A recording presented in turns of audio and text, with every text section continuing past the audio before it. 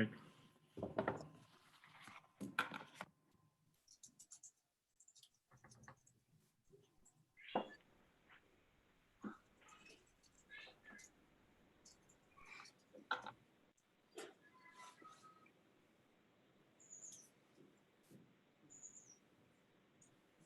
All right, go ahead, Mayor. Thank you, Steve. Good morning. Welcome to the 11th Mayor's Breakfast, a weekly update we've been doing here through the city to update our residents on things that are going on in the city and probably primarily around the COVID virus to give residents updated information and what's going on and the latest information. Today, we have, of course, our city manager, Joe Gorton, join us to give us a quick update. For the 11th week in a row, Candace Andersen, our county supervisor, to give us an update on what's going on with the county. Returning again is Dr. Joseph, and we sure appreciate him being here.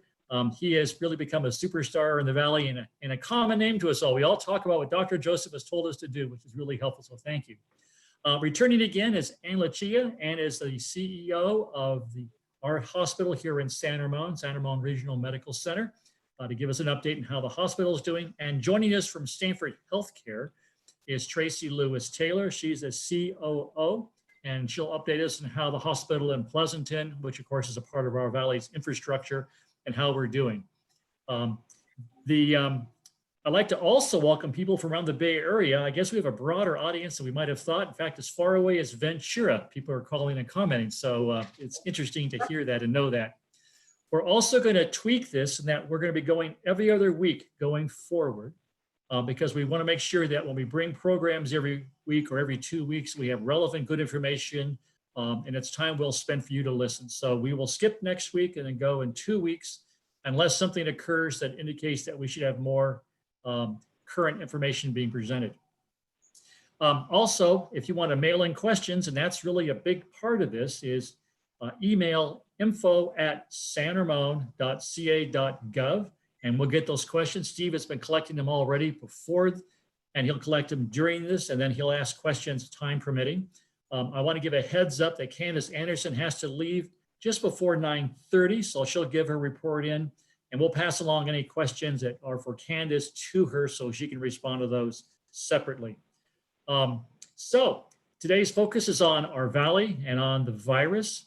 And I'd like to start with Joe Gorton, let him update residents on anything in particular about the city that is important for us to know.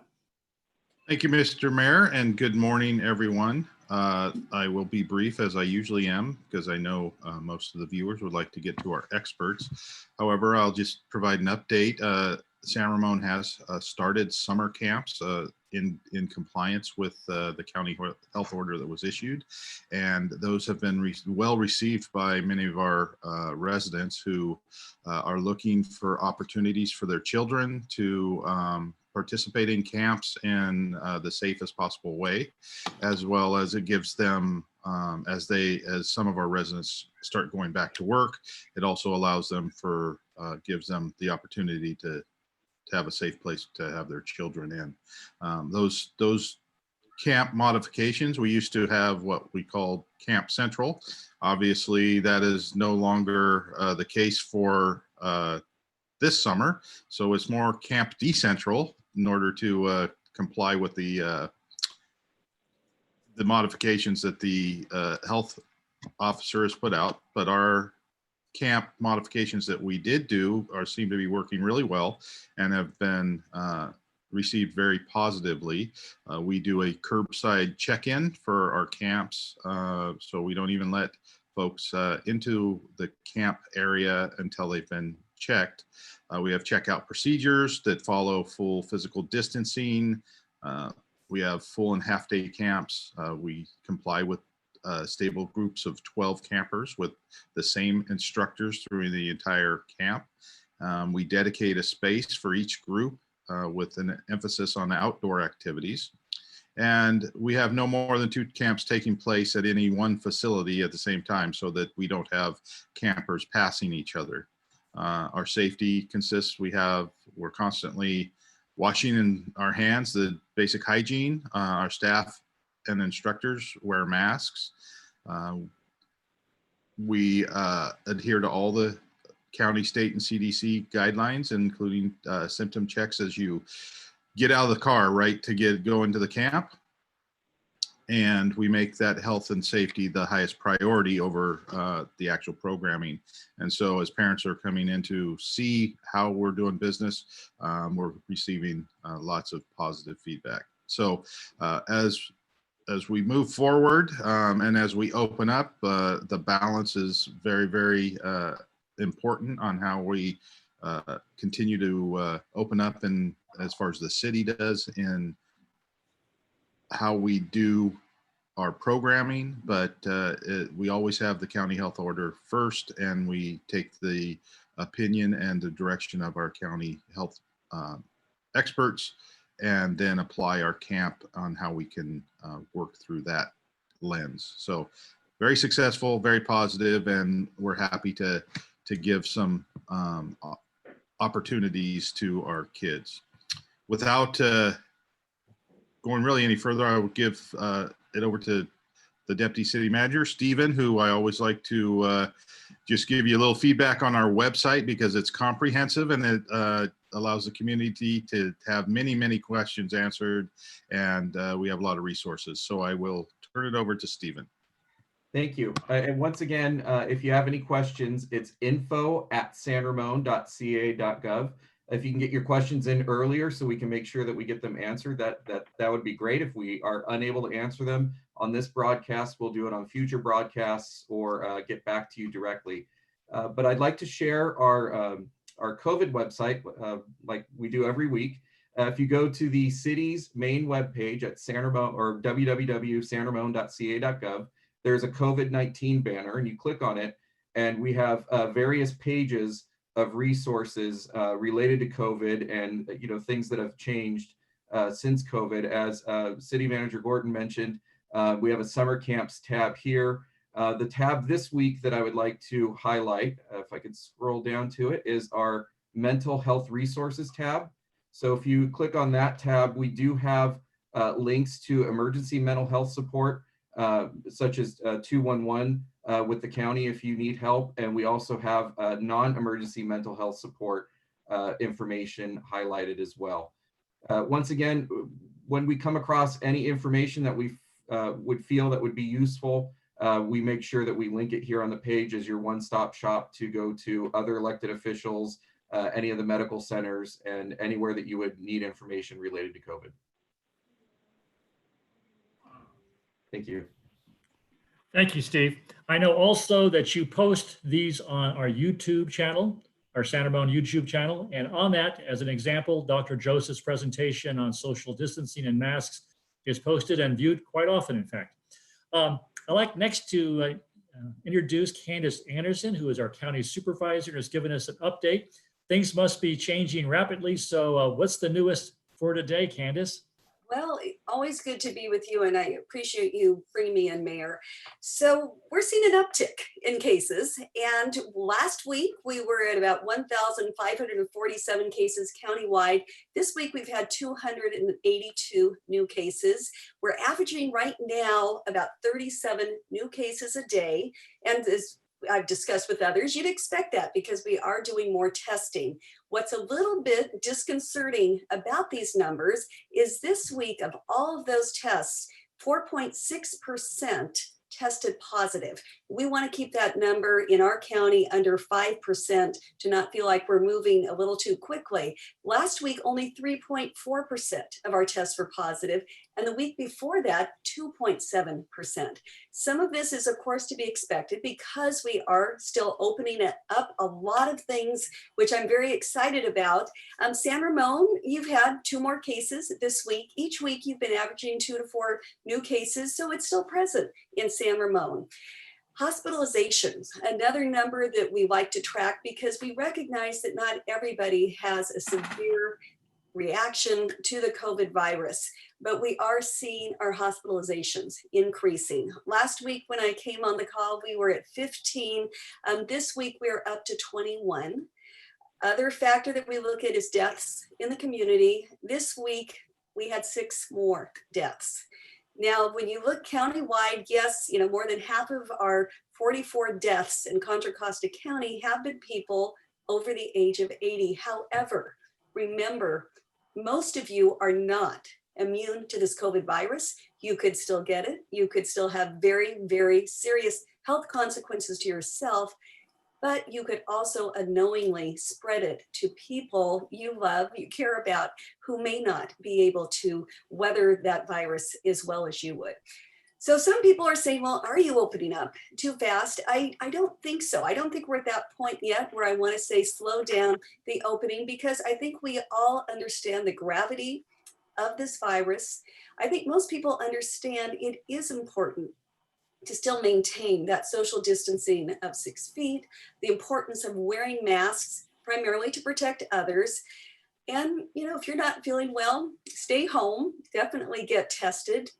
And also just make sure that you are doing those same things that we've been talking about from day one of washing your hands, try not to touch your face, and just continue to maintain that important social distancing. So what's new? Well, last week we did open up a lot of things, and on Friday we were able to open up outdoor swimming pools, and we realized that just was a big thud. Our regulations were very, very challenging for most community pools to comply with. We are in the process of reworking them. In the interim, the state has come down with some public pool guidelines. We're looking at those, and we should be incorporating those and updating our health order sometime very, very soon. We heard from many of you of how unmanageable, particularly the monitoring requirements were. So wait for that to come out. Dog parks were opened overnight for families camping, and outdoor religious services for up to 100 and indoor religious services for up to 12. But what we were able to come up with over the weekend, which was so important, was a timeline of when we're going to open up additional things. And so now we know June 17th is when you can have a haircut here in Contra Costa County. Our hair salons, our barbershops are opening.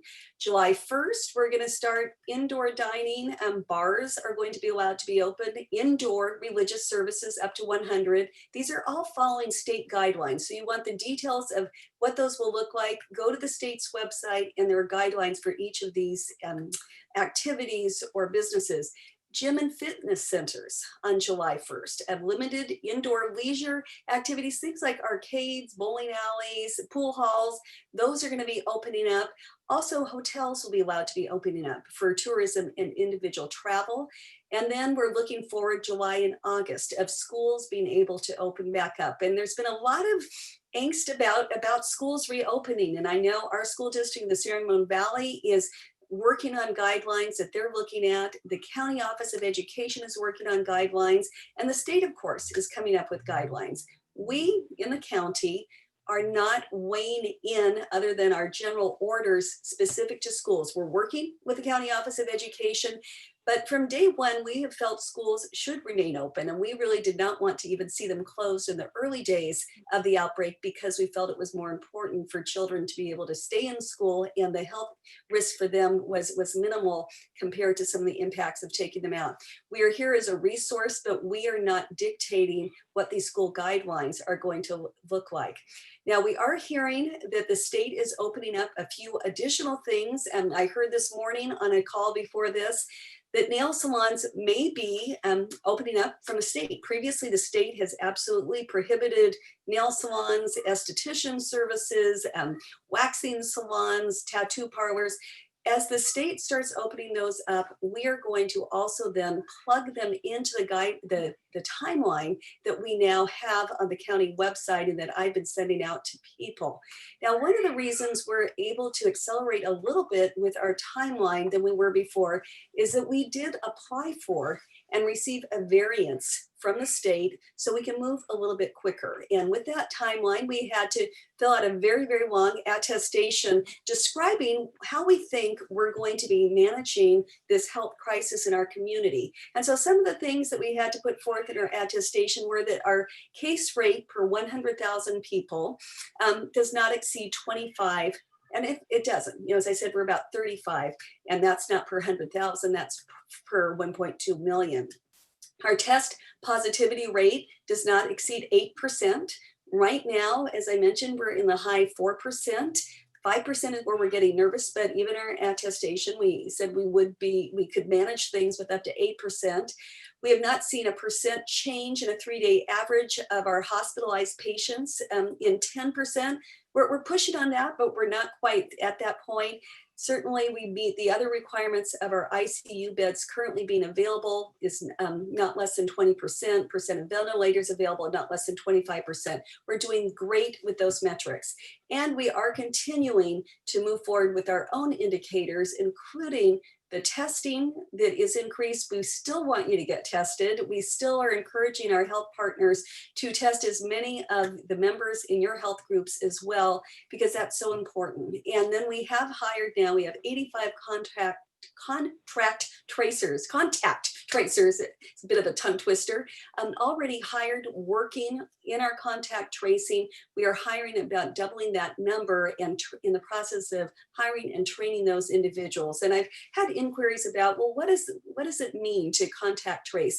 Well, ideally, if you come down with COVID, you're going to get a call from one of our contact tracer who's going to say, where have you been for the last week, potentially even 2 weeks, depending upon which is when we understand potentially that's how long you might be contagious, even though you don't come down with symptoms.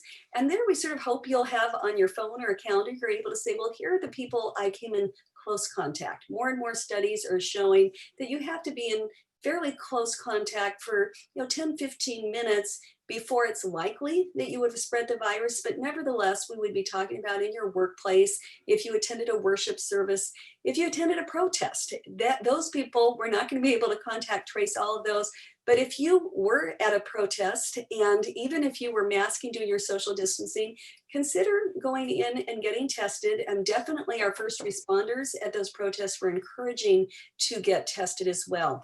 Other question I've had is, what does it mean by the stable group of 12 that we're now sort of saying you can go outside your household and meet, combine, so to speak, with a stable group of 12 others? We kind of want you to stick with a whole total group of 12 and not mix and match who's coming in and out of that. Have it be another household or another 2 households of people who are following the same social distancing as you are, people you trust that won't be contaminating, infecting you with the virus because they've been out doing additional things. So, end of my remarks. Be vigilant. We're not done with this yet. And while we are opening so many things up, now is not the time to say, I don't need a mask. I don't need to wash my hands. I don't need to not touch my face. I don't need to follow any of these guidelines. This is the time that you really, really need to. We need you to follow that social distancing. We need you to stay home if you're not feeling well. And don't hesitate to get tested. I think I mentioned last week at our county sites, we are no longer doing the deep invasive brain scrape test. We're doing a very superficial nose. It's very easy. The call center does not have a significant wait time. Last week, I made an appointment for my husband. It took me about 5 minutes on the phone to give his information. He was in and out of the San Ramon site within 10 minutes, just sat in his car, slight nasal swab, and no, he does not have COVID. So end of my remarks. And Steve, if there are any other questions that you'd like me to address, I'm happy to do it now, and I'll be on for another 10 minutes. Great. I think you addressed most of the questions that were directed towards the county this week. Okay, well, great. And call my office, email my office if anyone has additional questions that they were not answered. And always go to coronavirus.cchealth.org. We've got lots and lots of information there for you. Yeah, one thing I mentioned, I read an article this morning that in Wisconsin, they were forced by a court order to open up the state 30 days ago. And they were worried that because of the lack of shelter in place, they would have this large outbreak in cases. And what they found, because they can track through social media and people's phones how often they get around, that if they found that 40% of the residents still remained sheltered in place voluntarily, even after all the restrictions were removed. And so it shows that there are people, especially those who are at risk, who are still being very cautious, and they have not had a spike. So let's hope that remains true. Please do. Don't see this as, open up, I'm going to run right out. Be cautious. Be cautious. Absolutely. Because as to your point, Candace, there are people who are at risk, and many times precautions you take are not necessarily for yourself, They're for your loved ones who might be at risk. So thank you. That's a good observation, good reminder. I'd like to invite Ann Lucia next. Ann is a returning guest. She's been here 2 other times. The focus has been on San Ramon Regional Hospital and how well they're adapting to the COVID health problems and their capacity and how things are going. So Ann, give us an observation of how you as our local hospital is dealing with this. Yes, thank you. First, thank you, Mayor Clarkson. Thank you, Supervisor Andersen. Thank you to the city, the county. It's always reassuring to be a part of an organization and a system that works really well together and communicates and collaborates very seamlessly. And I feel that we have that in this area. So we're very fortunate. So we continue to closely monitor the CDC guidance, California Department of Public Health, as well as the county health department's guidance. And we constantly adjust our measures to make sure we're protecting our patients and our staff and visitors, everyone, according to the latest guidance. We do have very rigorous infection prevention measures in place, and they're working. So I shared this a couple of weeks ago, but I think it's worth sharing again that to date we have had cases of transmission of COVID between patients or staff or vice versa. So I think that's a really good sign that we're taking the right steps and following the right infection prevention protocols. I'll give a shout out to Dr. Joseph, who is our infectious disease expert and leader when it comes to making sure we're doing the right thing and in lockstep with us every step of the way. And we're very grateful for that. You know, our hospital has been very fortunate. We've actually had one of the lowest, if not the lowest number of hospitalizations in the county. And currently today we have no known positive tested COVID patients in-house. We always have people who are coming in who are being ruled out. So we have to test them and it takes a little while to make sure we confirm whether they have it or not, but there are no tested positive patients today. And we do have capacity, as Supervisor Andersen referenced. We have to make sure we can attest to the fact we have capacity if patients come our way, and we do have capacity. So that's a very good thing for our area. We are a safe place for elective care. I think I shared a couple weeks ago, we started resuming elective cases. So elective surgeries, not just emergent and emergent surgeries. That started in we had the support of our local county health officer in doing that, and has gone very smoothly. We recommend testing for every patient who's coming in for surgery. And we also recommend self-isolation in the days leading up to surgery so that they are minimizing their risk for exposure. We are actually going to be opening our ambulatory surgery center on July 7th. That is a separate building on a different part of our campus where we do outpatient surgeries. A lot of patients right now don't want to be in a hospital setting because of the perceived concern of having exposure to COVID. And so giving them the alternative site for care in the outpatient setting is a good way for them to feel that extra security when they're coming in for surgery. And in general, you know, the number of cases that we've seen since this whole pandemic began has been low and manageable. We're certainly keeping a close eye on the daily numbers on the coronavirus website. I think I refresh it every hour to see what information's on there. It's very important for us to keep an eye on it. And certainly we're seeing the uptake across the county in the number of cases and hospitalizations. So we are paying very close attention to it. It hasn't really reached us yet, but we're ready in case it does. And our staff is very competent and able to handle patients that come to us. The other thing we are asked to attest to and we are comfortable with is the amount of PPE we have, and we are able to protect everyone who comes into the facility. You know, unfortunately, we're not able to allow visitors to come in on a regular basis at this point. That's for everyone's protection.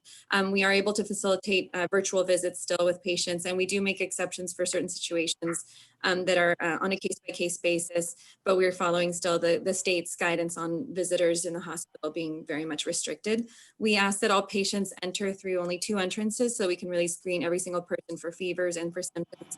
Everyone inside the hospital is wearing a mask. And we're very careful about not letting other people in that don't need to be in the hospital, you know, vendors or volunteers, people that normally would be a part of our hospital community. We're really limiting to the maximum just to make sure that we don't have more bodies than we need in the hospital at any given time. We do continue to offer COVID outpatient testing as a drive-through service with a physician order and with an appointment. And the other thing I would want to mention is that while this is a public health issue and definitely a crisis, we need to make sure we don't have other health issues emerging as a result of neglecting the care that people need to be getting. I was reading about some recent studies. So the University of Pennsylvania recently announced that their number of skin cancer diagnoses has dropped by about 80% in March from February. And these are, in some cases, these are invasive melanomas that can be a very deadly form of skin cancer. And diagnosis is very important. If you catch it earlier, it makes a difference versus waiting. Similarly, there was a study from a medical record system that preventative cervical, colon, and breast cancer screenings nationwide dropped by 86 to 94% during this period. That's really worrisome because these are issues that will be detected later, but if you catch them sooner, the outcomes are much better. And a lot of other health systems are reporting similar findings. University of Nebraska Medical Center said that their weekly volume of new cancer patients cut in half over the previous month. Mount Sinai's Tisch Cancer Center in New York recorded 30 to 50% drop in new cancer patients. And we're seeing similar trends locally. So this is just a reminder that healthcare is something that is really important. And if you have preventative measures that you can take or screenings that you're putting off because you're concerned about COVID, please make sure to think twice about that and weigh the risks and benefits. Talk to your physicians.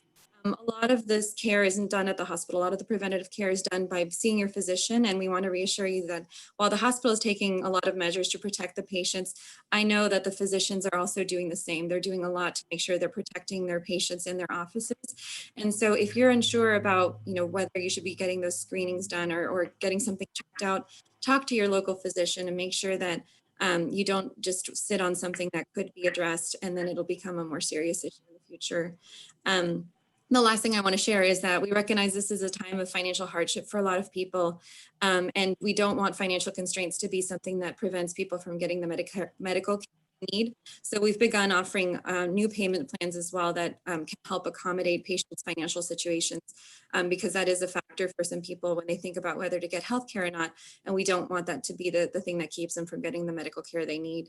And last, I want to say thank you to the community. I see people wearing masks whenever I'm out. I really appreciate personally and on behalf of the hospital how many members of the community are taking this very seriously and are also coming out to support us and sending messages of support and encouragement to our staff. It's been very, very heartwarming. And again, I'm very grateful for all the outpouring of support for the hospital and all healthcare workers in our community. It's been a wonderful thing to see us come together on this united front. So thank you. I'm happy to take any questions afterward.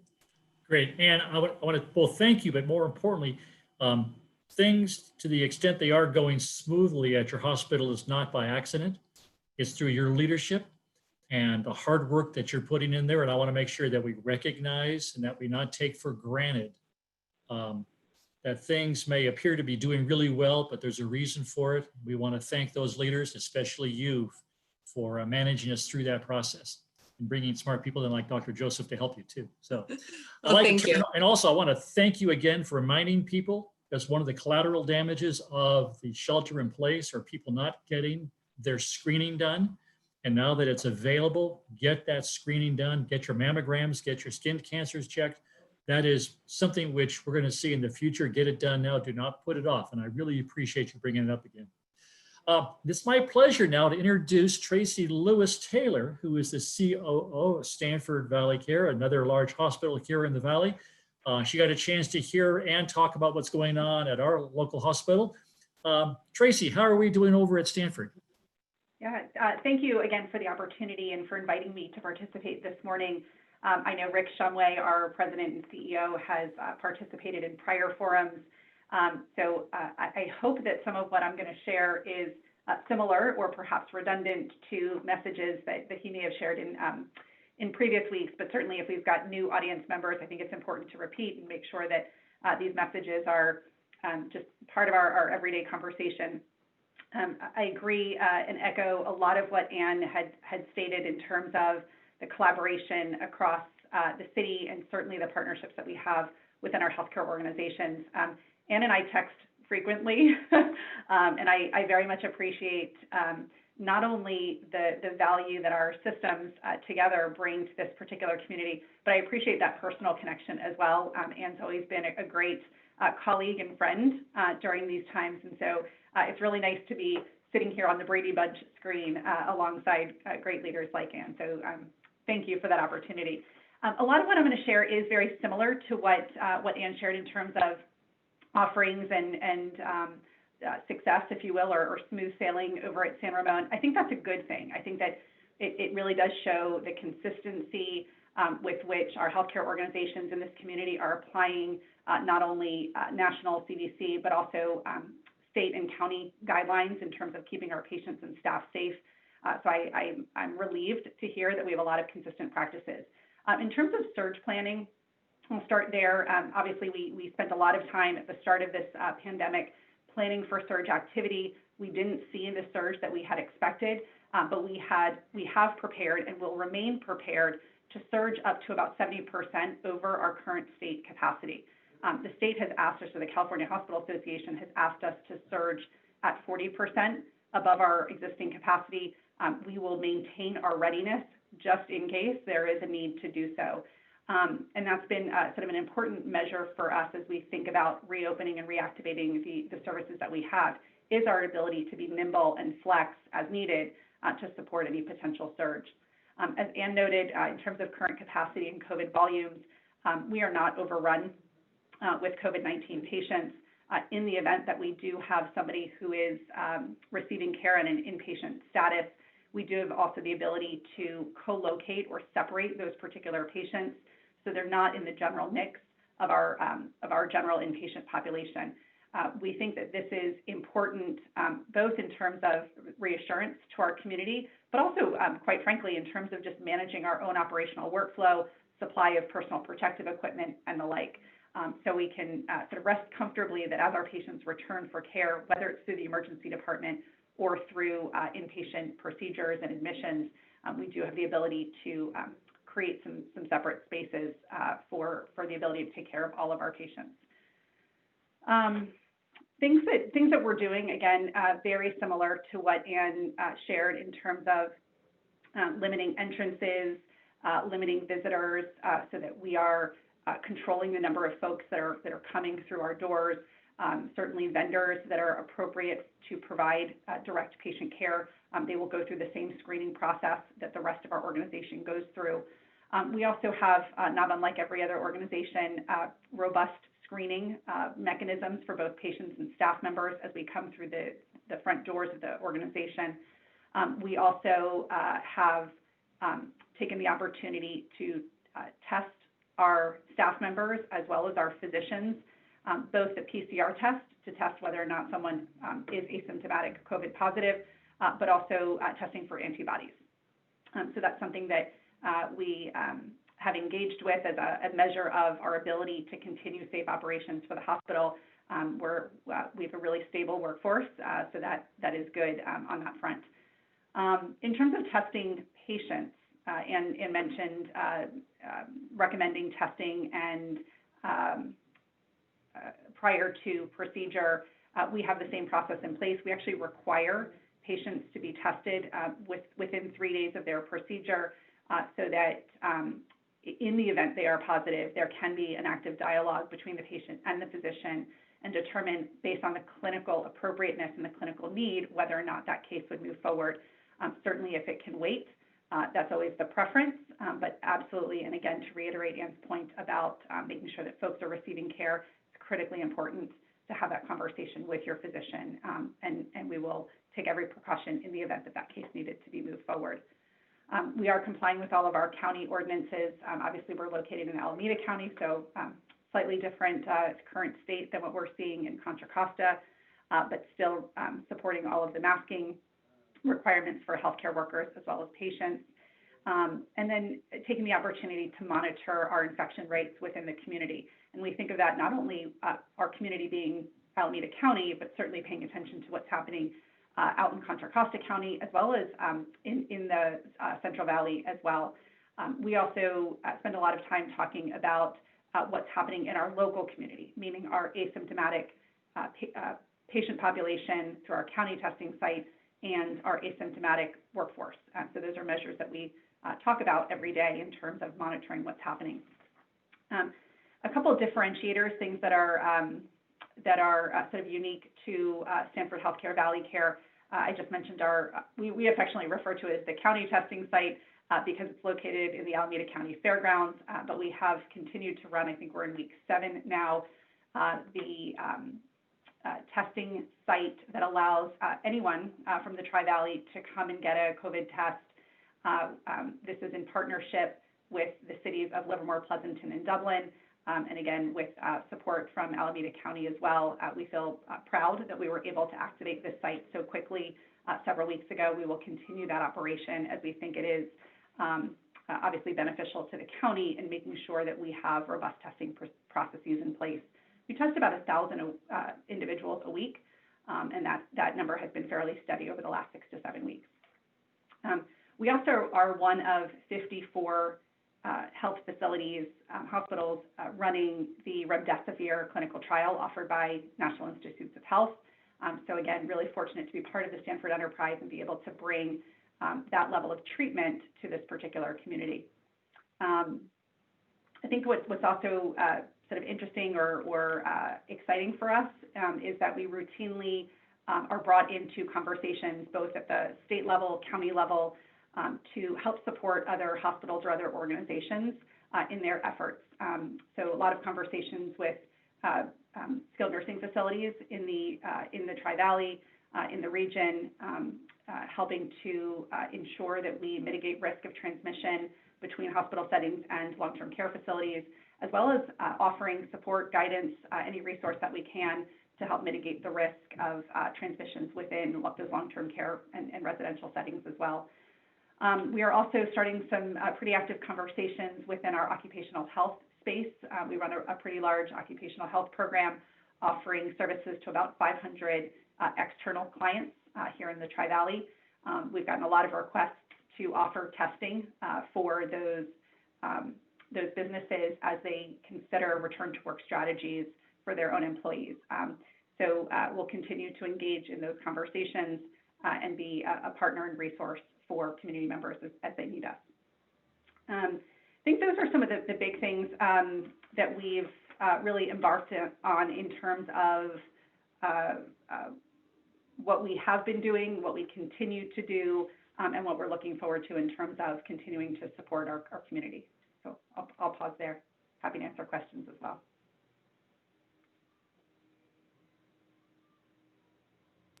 I'll mute myself. Thank you, Tracey. Thank you very much for doing that. All right.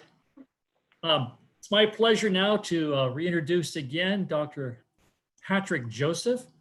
He's come on, I think this is the 6th or 7th time he's come on our program to give us an update. I know he's got a little slideshow he'd like to present, so I'm going to turn it over to Dr. Joseph. Well, thank you, Mr. Mayor. I'm going to try to share the screen with Steve's help, and let's see if this comes up.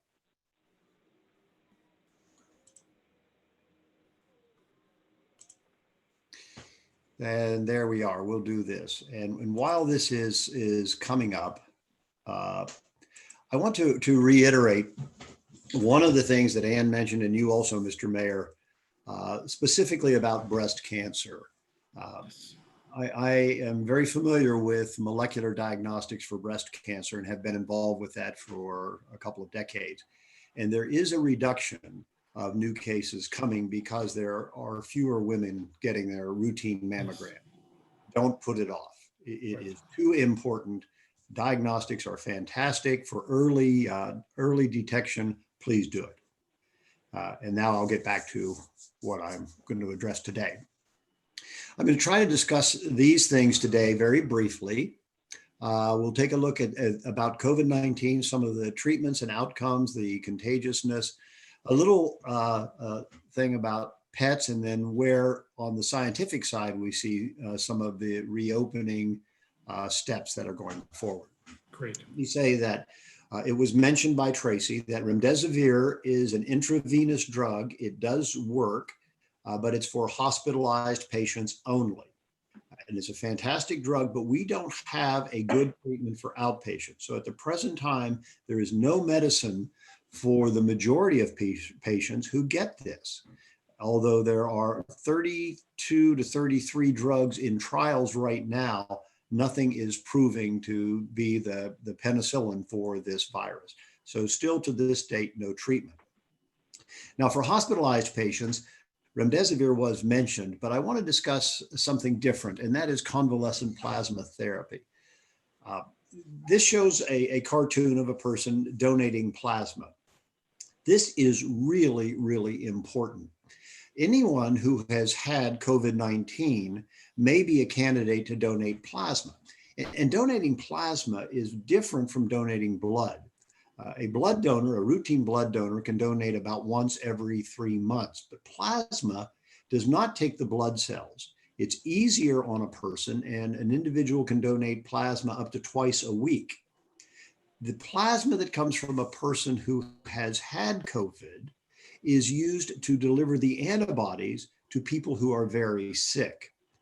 And this, it's hard to describe what this is like, but when you have a person this sick in the intensive care unit with not a plethora of available therapies, this becomes a fantastic drug. It's much more effective than remdesivir and has reduced the mortality rate by 50% compared to those who don't have access to it.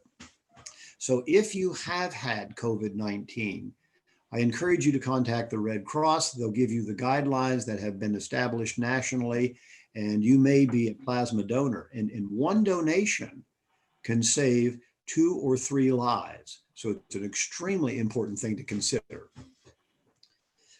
Now, one of the new information that's coming out about this virus is how dangerous it can be before a person gets sick. Now, on the cartoon on the left shows that the virus comes out each time we breathe. It's a lung virus. It's down in the lungs, but it comes out each time we breathe out, and it can circulate in the air. And the cartoon on the right that looks like it's a train station shows that many people may be carrying this virus and not be sick. This represents the source of infection for at least a third of the people who get sick, which means that a young person who's not so much worried about whether or not they will recover can spread this to parents or grandparents or even someone in a crowd, and that person could have a very serious life-threatening illness. And what happens is that with this virus, and I think I mentioned this here before, one person before they get symptoms typically infects 2 others. And then each of those infects 2 others before they get symptoms. So the asymptomatic or pre-symptomatic spread of this virus is one of the major problems that we're dealing with in the United States. In fact, it's how we got so far behind. And that's why masks are new for us in the United States in the year of 2020. Masks work. Masks are an exhalation filter. They capture the virus as an individual like this young man may be breathing out and protects those around him. So a mask is worn not so much to protect the wearer, but to protect the persons around him or her. And Steve asked me to show this slide and demonstrate some things again.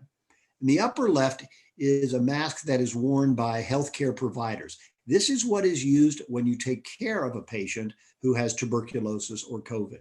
That is not what's being recommended. In fact, there is still a shortage of those, and they should be reserved for healthcare first responders, persons who need to protect themselves. What we're talking about is the standard surgeon's mask on the right, or any of those modifications in the lower left part. Tightly woven cotton or woven cotton or layered cotton is all that's necessary. This is really being done to capture the moisture and to protect those around. And a couple of weeks ago, I was asked, what mask do I wear? And that's what I've included in the lower right. This is quilter's cotton. It is the most tightly woven cotton that is commercially available. One layer works. This was prepared for me by a friend using a design that is intended to be somewhat scientific, although it does look a little bit like a Disney cartoon. But that's the mask that I wear when I go out into public. It captures anything that I may be exhaling. If I have been infected and don't know it yet, this will protect those around me. Now, one of the things we've not talked about here are animals and pets. It's clear that the coronavirus that causes COVID-19 is not limited to only humans, but it can infect various species of animals. The Brooklyn Zoo had a problem with the large cats, and there were many who got infected, but dogs and cats, that is our pets, can be infected. I want to clarify this, however. It seems to go so far only from humans to animals. So far, we have not seen any spread from a dog or a cat or a house pet back to a person. So it's not necessary to try to find a mask for your cat, as suggested on the right. That is a cartoon, and it's meant to be something that is not necessary. And so far, at least to the best of my knowledge that I was able to find last night, no house pets and no large animals in zoos have died from this virus. So they can catch it, they get a little bit sick, they do cough just like we do, but they seem to have a better recovery rate than us, probably because this virus is not as well suited to that species as it is to us. No special precautions are necessary for your pets. Continue to enjoy them. And if we see a change as dog parks open, then we will address that accordingly. But right now, be comforted that nothing is necessary. So we're going to talk about reopening, but I thought I'd change the phrase a little bit to the pre-opening. The flatten the curve is a phrase that all of us have heard so many times, but sometimes it gets confused. The red curve on there is what happens if we did not take the drastic measures that we did in the United States and certainly in our county. It's not that more people will get infected, but it's too many people would get infected in a short period of time. This is what happened in New York. It overwhelmed the healthcare system. There were not enough ICU beds. There were not enough healthcare providers. And if there are not, then that increases the death rate. So the death rate in Manhattan far exceeds the death rate in areas where there is a lower incidence, that is fewer cases per week, fewer cases per month. Now, we can congratulate our population and certainly our county and the state of California because we have flattened the curve. We have decreased the incidence of new cases, and we're now having a curve that looks something like the blue curve, or at least it's suggesting that. But we have not overwhelmed our healthcare system, as we heard on this, and as we also heard from Supervisor Andersen before she had to sign off. We are well prepared to take care of new cases because social distancing, wearing masks, stay at home, and all of the orders that have been followed so very well. And I think that we really need to congratulate ourselves. Now, this is the pre-opening. This is what we did until recently, and it was successful. And now we're into the reopening. Supervisor Andersen did a great job of talking about the specifics of the reopening. That is, what is open and when additional things will be open. And I'll give you the science side of that story.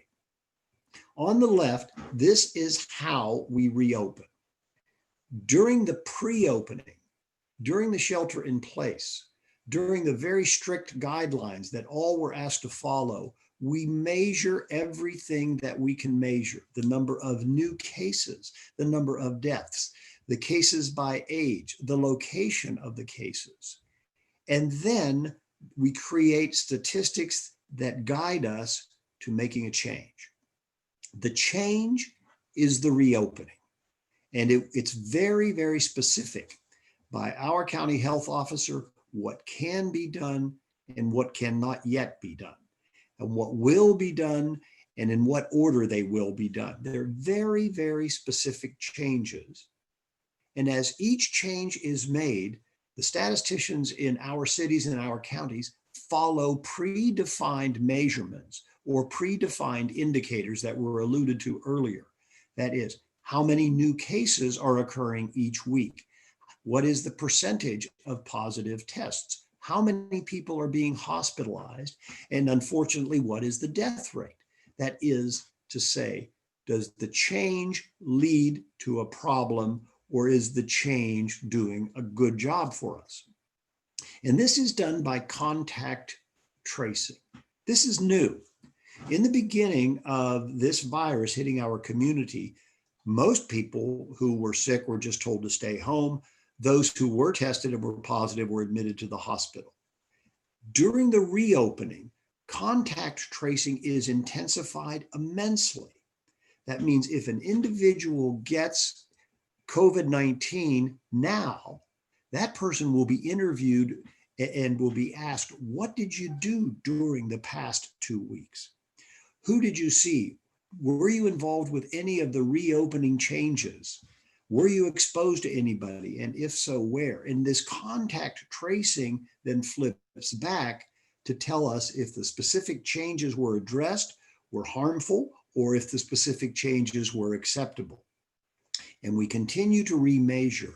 So this is the pattern: measure, change, remeasure, new changes, remeasure, new changes. And that's where we are right now. And that's why it's so important to follow the changes in the order that they are released by the county health officer, not to go overboard, but to do what is said, because in the future there will be other changes. And some of those that were released and some of the changes that were made may have to be rescinded. All of this, of course, is for public health. Now, what you see on the right is something that is often not emphasized. When we think about COVID, and I see this every day or hear this every day when I talk to my colleagues, we worry about those of advanced age, those over 65, those over 75, and et cetera.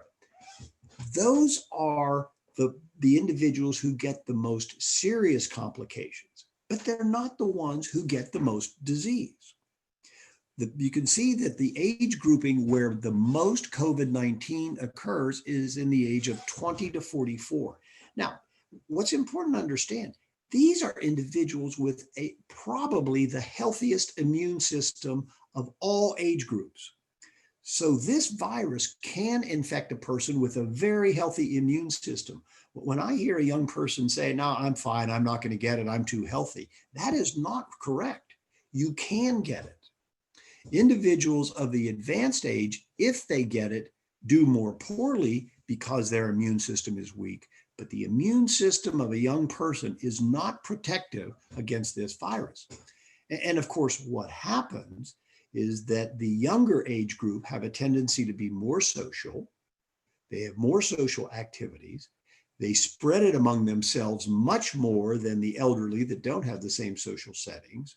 And they represent a risk to those who may have a serious complication and even death. So I'm not saying that the death rate is high in the young people. The death rate is much higher in the elderly, but the acquisition rate, or those who catch the virus, is higher in the younger group. And so this is what we're looking at the reopening. The reopening is likely going to expose more younger persons than older persons. And we need to watch this very, very carefully because they represent the new wave, or if there is a new wave of elderly persons, it's going to come from the younger persons and the reopening. Now, this was understandable. It was well planned. The decisions that were made by our county health officer and other county health officers take in all of this into consideration, including the possible exposure to the elderly. And that's why we're following this so closely. And then something happened that none of us expected, and that was the protests. And as you can see from these photographs, the protests represented very close contact of young people, most of them not wearing face covering or masks.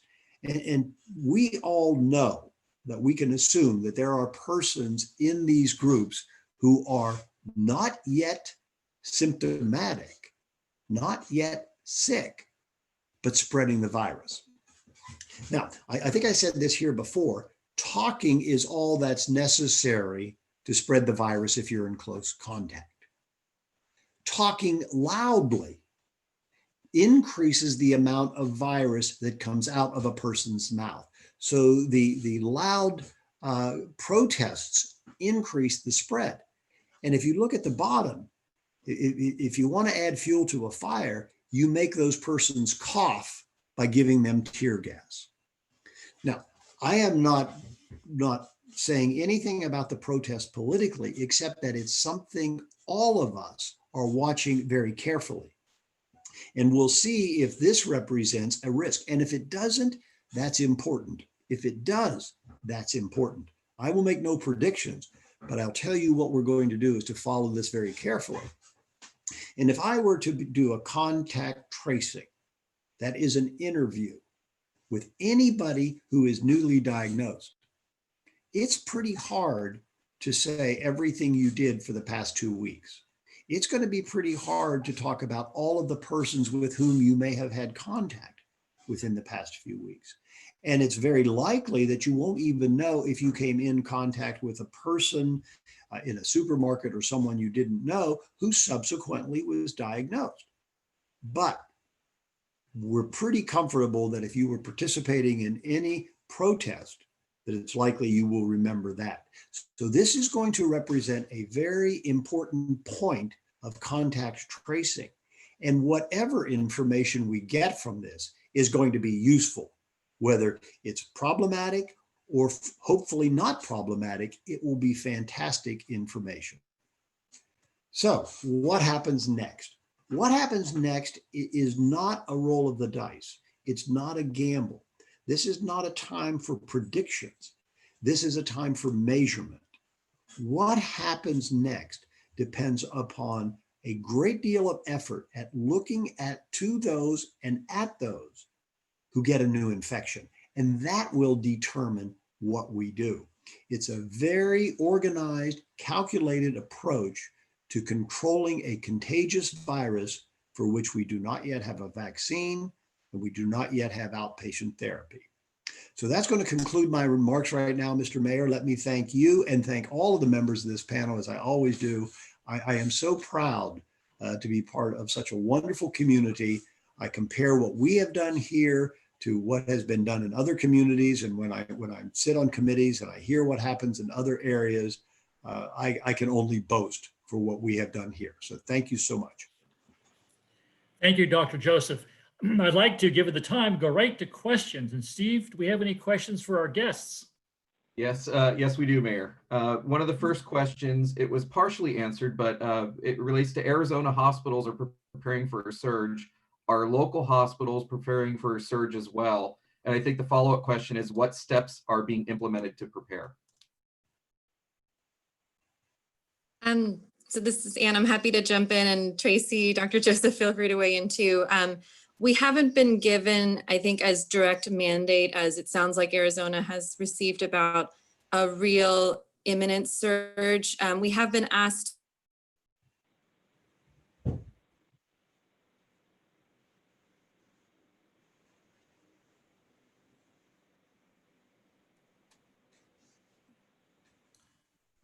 Did we lose Ann? It looks like we did. Yeah, she might be frozen. I'm going to jump in. All right. I'll answer the question. And again, I'm hopeful that we've got some similarities. So in terms of surge planning, again, You got frozen, Ann. Yeah. Andy got frozen. We didn't hear anything you say, so Tracey's gonna jump in, and when she's done, we'll go back to you. Yep. So from a surge planning perspective, as I mentioned, our hospital has prepared plans to allow us to surge up to 70% of our existing, over and above our existing capacity. And we have the ability to do that in a 4-phased approach that allows us to think through alternate care spaces that we have in our footprint that can be converted and would be appropriate for inpatient care. And it's things like taking over our pre-op areas that are associated with our operating rooms, or scaling into areas where we have licensed beds but perhaps haven't activated those particular resources.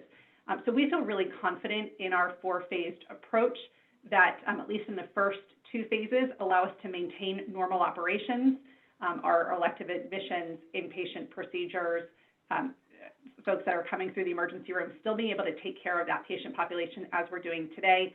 As we get into the 3rd and the 4th phase, we would again move into alternate care areas. We have some plans in place that allow us to flex and surge our staff so that we have the appropriate bedside resources, nurses, physicians, and others.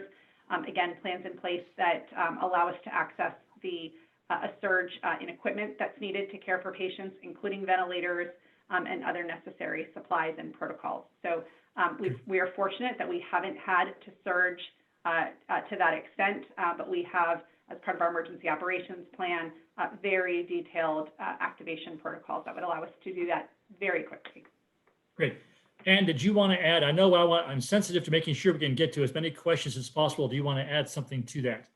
I would just say that in our county, we were asked if we can accommodate a minimum surge of 35% due to COVID cases. That's something we had to attest to, and we are able to do that. Great. All right, Dr. Joseph, do you want to add anything or go next question? Okay. And as we do each week, I try to condense some of the similar questions. So if your question isn't asked in a specific manner, I'm trying to bring them all together. And we did get a few today about why kids are not allowed to participate in more than one sport under the new orders, and also a question saying how much additional risk is added to the community when a group of children is being changed daily versus weekly versus every 2 weeks versus every 3 weeks. I'm not sure who's the best one because Candace is not here. Dr. Joseph might be able to give us some insights on, although he's not an authority on children, I know that, but Dr. Joseph would make a swing at this one. I can answer this globally. The risks are unknown. Of all of the changes that we have made, if we knew the risks, then it wouldn't be done in such an organized fashion. But you have to start somewhere.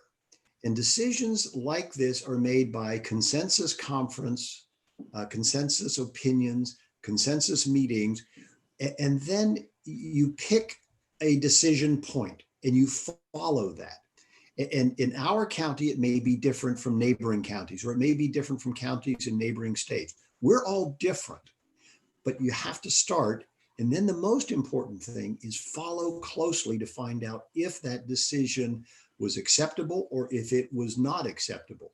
So the exact risk of any of the things that we are doing is undefined, but it will be defined.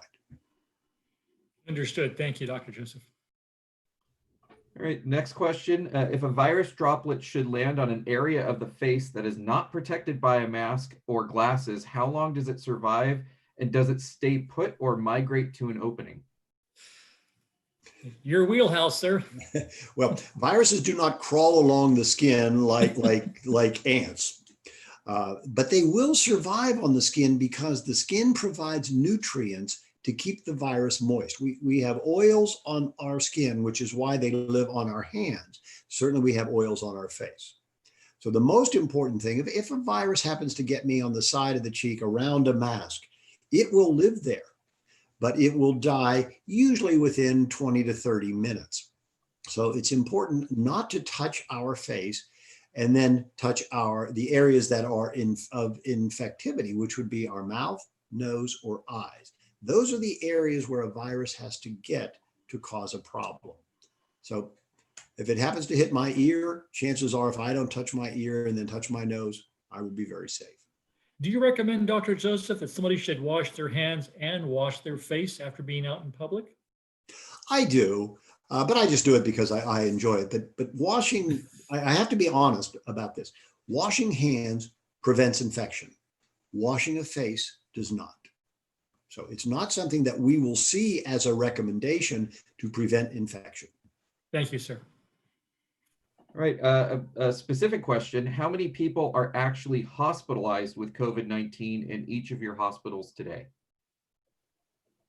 Right now, we have no positive COVID patients. As I mentioned before, we test patients and it takes a little while to get the test results. So nobody has tested positive as of today. We always have a couple of patients that we're waiting for test results on, but no positive tested patients.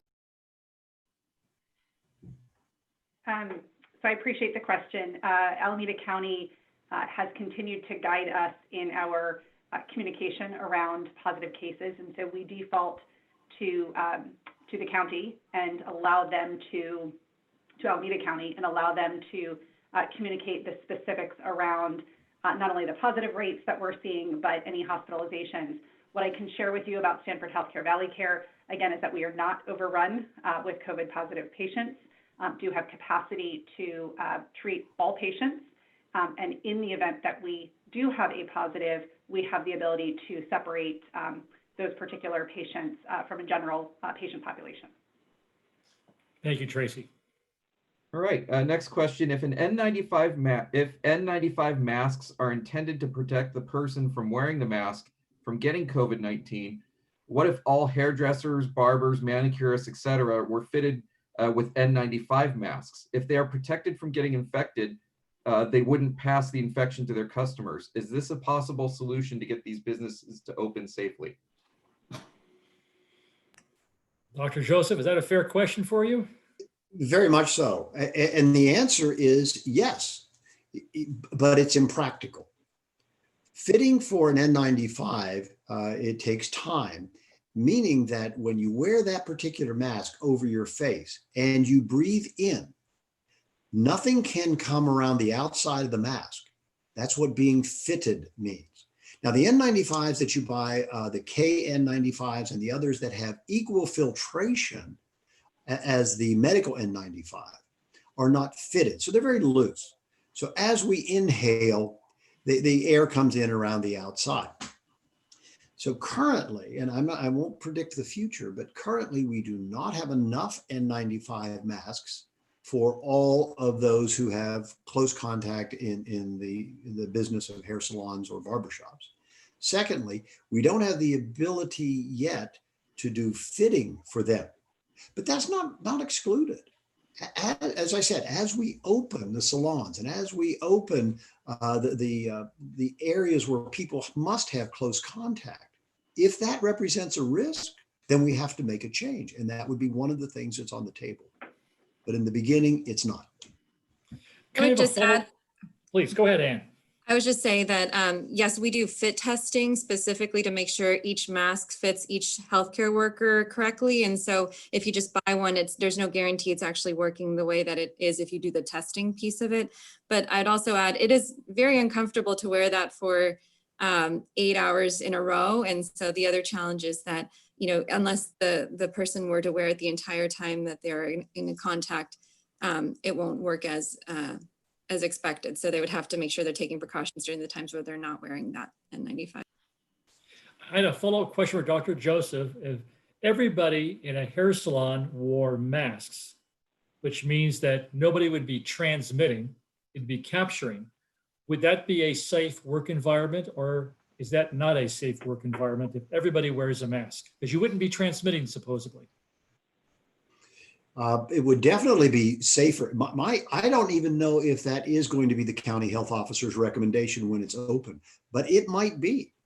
So it would mean that the person who is receiving the salon care would have a restricted exhalation, and the person who is performing the care would. That's the principle of wearing masks in public. But it's up to the county health officer as to what required. Just as the county health officer made very specific requirements for opening restaurants, for outdoor dining, and then what's being planned for indoor, very specific requirements for retail. There will likely be specific requirements for salon. And although I've heard some of them, I'm not an expert. But your question is, it expresses understanding of the value of a mask. Thank you. And by the way, I'm paying attention to this, but I can see I'm getting texts saying, Dr. Joseph, he rocks. Good information. Thank you. Steve, go ahead. Sure. Another question, it's a combination of several. Can Contra Costa County residents go to Alameda County to get tested? And I believe Tracey answered a portion of that. Are they offering antibody testing? And if I go to Alameda County, will I be still counted as a Contra Costa resident in terms of testing? Tracey. Yeah, so I can answer several of those questions. So yes, we have seen residents from Dublin, San Ramon, even Danville, come to the testing site that's located at the Alameda County Fairgrounds.